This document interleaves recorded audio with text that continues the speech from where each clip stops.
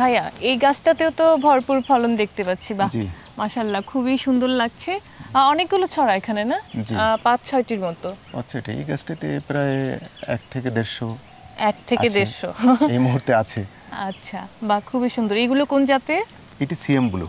সিয়াম blue. এটা কিন্তু পরিপূর্ণ ম্যাচিউরড হয়নি, আচ্ছা। আরো 2-3 মাস সময় লাগবে এটা ম্যাচিউর হতে। হ্যাঁ, আপনি বলেছিলেন এই জাতের কালারটা একটু হলুদ হলুদ, হলুদ, জি, একটু লালচে লালচে এরকমই লালচে, জি। হ্যাঁ দেখতে পাচ্ছি।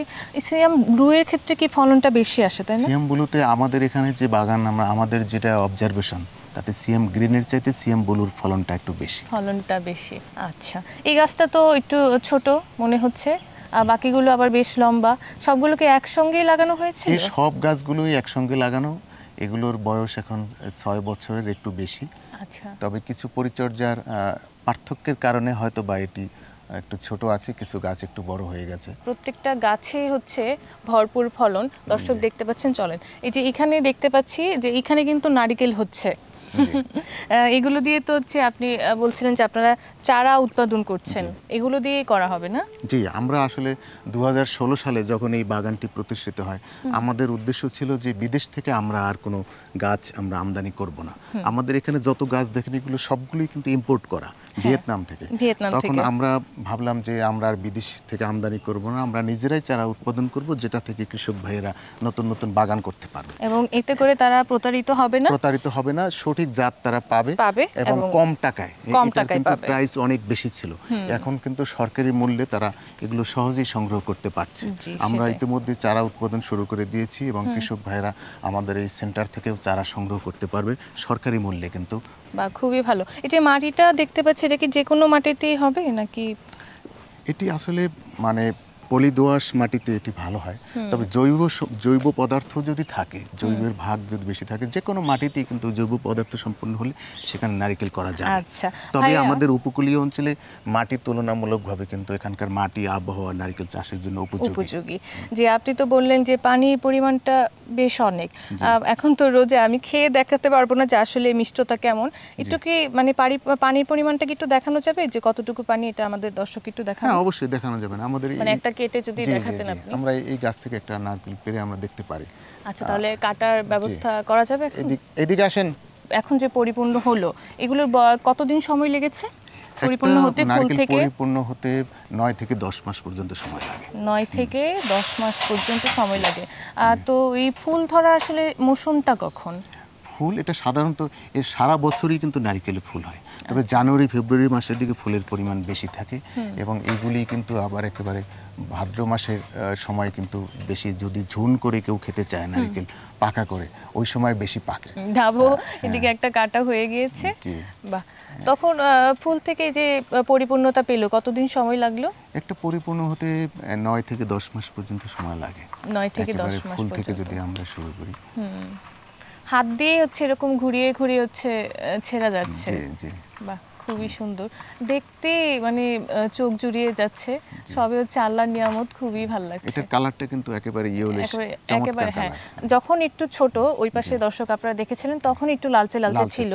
এখন যত এটা হচ্ছে পরিপূর্ণতা পাবে পরে, তখন হচ্ছে এটা হলুদ রংটা একটু বেশি বের হয়ে আসবে। ভাই, একটা হচ্ছে আমার হাতে দেন, আমি একটু ধরে দেখি যে ওজনটা আসলে কেমন। বাহ, বেশ ওজন, খুবই সুন্দর।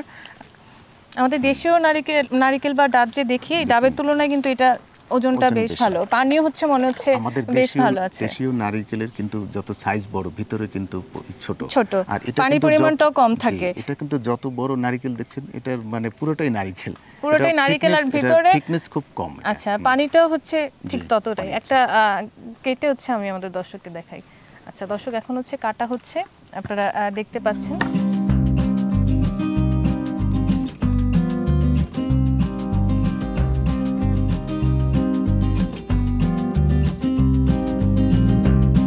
একেবারে পরিষ্কার স্বচ্ছ একটা পানি। এই যে 1 গ্লাস এখানে হয়ে গিয়েছে, এখন আরেকটা গ্লাস হচ্ছে দেওয়া হচ্ছে, দেখা যাক। বাহ, মোটামুটি হচ্ছে পুরোপুরি 2 গ্লাস থেকে বেশি, ভিতরে মানে আরো আছে, তাই না? বাহ, এই যে মানে একটা ডাব থেকে 2 গ্লাস 2 হচ্ছে গ্লাস, হ্যাঁ। পানি পাওয়া সম্ভব, ডাবের পানি অসম্ভব সুন্দর। এখন রোজা না থাকলে তো আমি খেয়ে হচ্ছে বলতে পারতাম আমাদের দর্শকদেরকে যে মিষ্টতা আসলে কেমন। আমাদের দেশীয় যে নারিকেল তার সাথে এর স্বাদ কিন্তু কোনো অংশেই কম না, একেবারে অবিকল সেরকম মিষ্টতা আছে। আর একটা মিষ্টি কিন্তু একটা স্মেল আসছে। জি। আপনি তো খেয়েছেন? জি, আমি এটা অনেকবার খেয়েছি। আমাদের দেশীয় নারিকেলের তুলনায় এটা স্বাদ কোনো অংশেই কম না, বরং ভালো, আরো মিষ্টি, টেস্টি, এবং আপনারাও পরবর্তীতে খেয়ে দেখতে পারেন যে এটার স্বাদ কিরকম। আচ্ছা, ঠিক আছে ভাইয়া, এটা রাখেন। বাহ, খুব সুন্দর।